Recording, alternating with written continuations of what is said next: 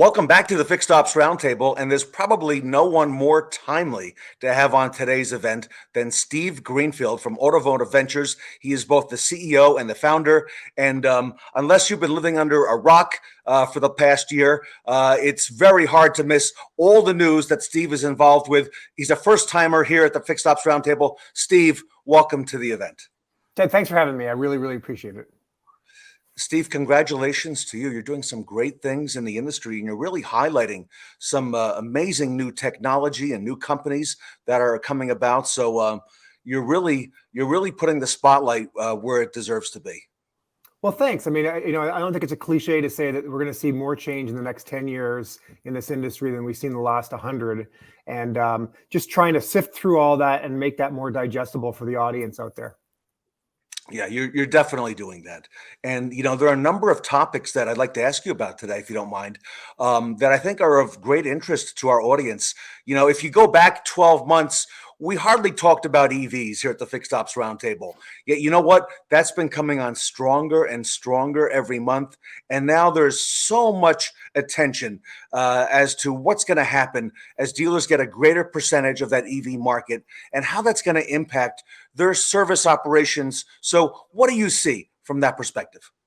Well, first, Ted, I mean, just to calibrate everybody, I mean, yes, the year-over-year growth in EV adoption is very high, but it's still a very small percentage of the vehicles that are being sold. I think it was about 3% last year. Maybe by the end of the year, the run rate was up to 10% or something. But, we're not really going to start feeling those until they're 3-year-old vehicles. So the dealers aren't going to have to worry about it too much in the next couple of years. They're going to feel just a small little trickle. But, as we've seen, many of the manufacturers have announced that they're going to go full EV by 2030, by 2035. So they're going to start to see more product in their showrooms. Their salespeople are going to sell it. And then you're going to definitely see cars, at least that are under warranty, coming through the service bays.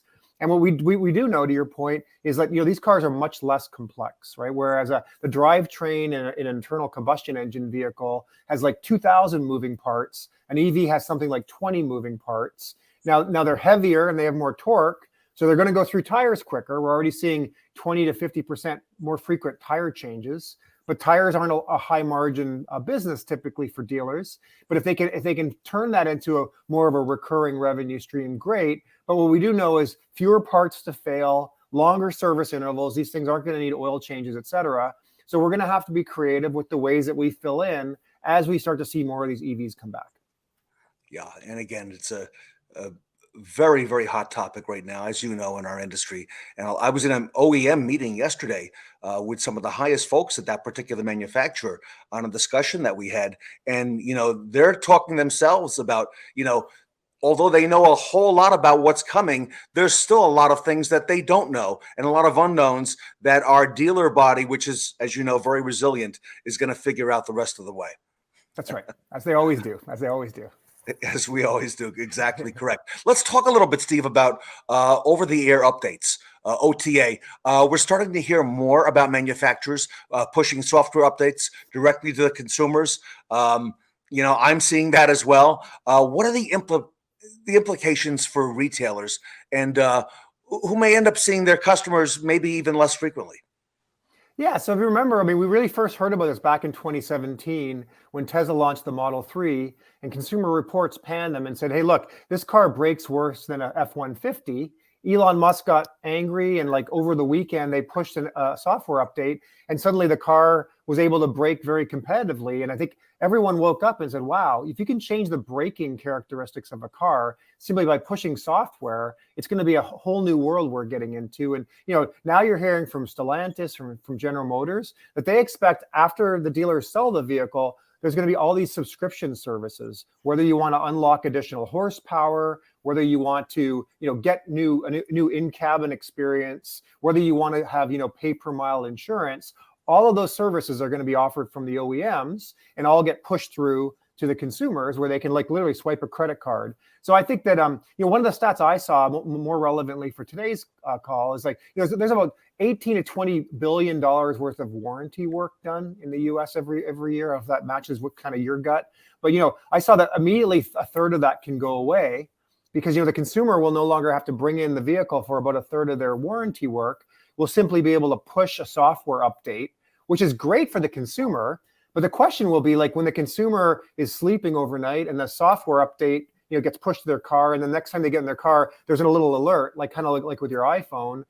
Who will they attribute that to? Will that be, hey, the dealer's brand will be on that, or will the OEM's brand, or both? I mean, the dealers are going to need an opportunity to use that goodwill and kind of make sure that they're building lifetime value with that customer. And I think that's where the uncertainty is going to be. This is going to be a whole new era that's great for consumers, but what role the dealer is going to play in pushing these software updates is sort of to be determined. But I would hope that, the dealer is able to market to the consumer, hey, if you want more horsepower from your car, just, give us your credit card and we'll unlock for like $50 a month. And the dealers should be able to sell and participate in that revenue stream. Wow. So perhaps new revenue streams emerging from this new technology, which is happening right now, as you just said. Yeah, if you look at GM, I mean, they're proposing that by 2030, they're going to have $25 billion a year in additional revenue, high margin revenue, just from services that consumers subscribe to month. So I think there's going to be all this new high margin revenue that dealers and OEMs are going to be able to participate in. Wow. Wow. A lot of new stuff coming. Thank you for that. Let's talk a little bit about ADAS systems. 5, 6, 7, 8 years ago, people were unfamiliar with that term ADAS. And today, ADAS is very definitely here. And the amount of electric components in vehicles is increasing. And that's increased the implications for repair shops. How do you think that's going to play out for our industry? Yeah, so I mean, it's a great question. You think a few years back, consultants said that by 2025, half the cars on the road would be self-driving, and that just hasn't played out. I mean, it's a lot more complex. But I think that what we are seeing is, to your point, the bumpers in cars have a lot of electronics, right? So even minor fender benders now, you're getting thousands of dollars, and like the threshold for total losses really has changed simply because the cars get damaged, and to replace a bumper is thousands and thousands of dollars as a result. I think the good thing is that there will be no small fender benders, which is probably good for anyone who's running a collision shop.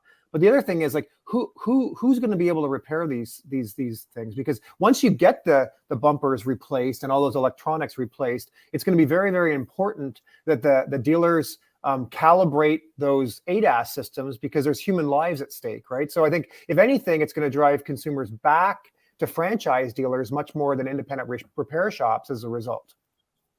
And you know what? As a consumer, I really dig that technology. Maybe a few years ago it was a little bit simpler, but now it's becoming more complex. But like you mentioned, the safety component is so pertinent and so important, and so that's another thing to watch and how that's going to play out. I agree with you. Yeah, no, I totally agree with that. Totally agree with that. A good friend of ours, you and I, is Jim Roche from WarCloud. And Jim has been on this event a number of times. In fact, he did a keynote session for us last year. And we've talked about warranty and the importance of warranty going forward, especially with all these electronic components now that are built into the vehicle, and how that's going to impact warranty in terms of growth, for service and labor. Let's talk a little about defection rate with warranty. What impact do you expect this is going to have on consumers, and the likelihood that they may defect to independent repair shops, after the warranty period is over? Yeah, so I haven't seen a lot of articles on this yet, but I suspect this is going to be a great thing for franchise dealers, right? So whereas right now you would know better than me, but there's something like depending on the OEM brand, 70% of consumers defect, that immediately after the end of the warranty period and start going to independent repair shops. But think of the complexity of these vehicles, right? We're going to need a specialized technician that's going to be able to demand a higher hourly rate and specialized tools. So there's a lot of press right now about right to repair and how all that has to play through the legislation. But even if right to repair comes out in every state, I mean, the truth is the complexity of the cars themselves, these over-the-air updates with data, and also the skills that technicians need and the tools they're going to need. These independent repair shops are not going to have the capability of repairing these vehicles. So I think this is going to be actually a really, really good thing for dealers, that at the end of the warranty period, the consumers are going to still have to bring their cars back to franchise dealers for the repairs. So I suspect that defect rate is actually going to shrink as the complexity of the cars increases. Wow, I think you're so right, and also that warranty period may be affected as well. I know Jim had a couple conversations with us about that, especially with what's happening with some of the electric vehicles that are out there in terms of their warranty period. So we want to keep an eye on that as well. A good friend of the Fixed Ops Roundtable. I don't know if you know Ed Roberts down at Bozard Ford Lincoln in St. Augustine, Florida. But Ed, again, one of our keynote speakers at this event, Ed's done great work in terms of remote service on behalf of his dealership and on behalf of Ford Motor Company as well. I think Ed's kind of, Steve, the poster child, okay, for remote service. But we're starting to hear more about startups that are offering service that are coming to people's driveways. What are you seeing, and how could that impact dealers as well? Yeah, well, I think dealers are feeling that now, and I think that expectations, especially with COVID, have been set on by Amazon and others. I know for me, I get 4 or 5 boxes delivered to my front doorway every day, and we're all accustomed to like this convenience now economy. And I think that consumers are going to be looking for options to say, make it really convenient for me. I get groceries delivered to my front door. I hardly go to the grocery store anymore, and I think I'm not atypical now when you see the penetration of groceries. So I think that whether it's the dealer offering to come pick up your car with a concierge service, and or maybe bringing certain services to the driveway, we're seeing a lot of innovation there. And I think cutting edge dealers are saying, how am I going to make it really easy for the consumer to say yes? And they're seeing in many cases the actual RO is increased, because when you provide this kind of level of transparency to the consumer, they're like, while you got my car, go ahead and do the extra work that I need to get done. So I think, some dealers are seeing this as an additional cost and friction, but many dealers, I think, are seeing it as like, hey, if we test this out and we can provide a better consumer experience, we may very well have the consumer approve more work on the RO and end up getting a bigger ticket size from these consumers. And Brian Benstock has been here for the past 2 years, showing us that and showing us the proof in the pudding on that. So, you're right, spot on with that as well. And finally, Steve, what do you see ahead? Here we are in March. It's still early in 2022. What practical steps do you see for retailers ahead? What do you think? Well, I think it's a double-edged sword, right? I think that it's hard now as a dealer who's heads down trying to operate their business to keep abreast of all these changes. And like I said when we kicked off here, I mean, there's a lot more change. The intensity and pace of change is only going to continue. One of my observations, I've been in the industry now for 22 years, is like, and I hope that no one takes offense at this, but I kind of see like operating a dealership as squeezing a water-filled balloon. And what I mean by that, if you look at how dealers over the years have been creative with creating new revenue streams and profit centers, you've got new car operations, you've got used car operations, you got F&I, you got service, you got parts, you got accessories, you got collision shops in a third of the dealerships. And as headwinds have created problems over the last year. We've had new car inventory down, yet we're seeing dealers with record profitability. They've been able to shift more from like the front end profit to F&I.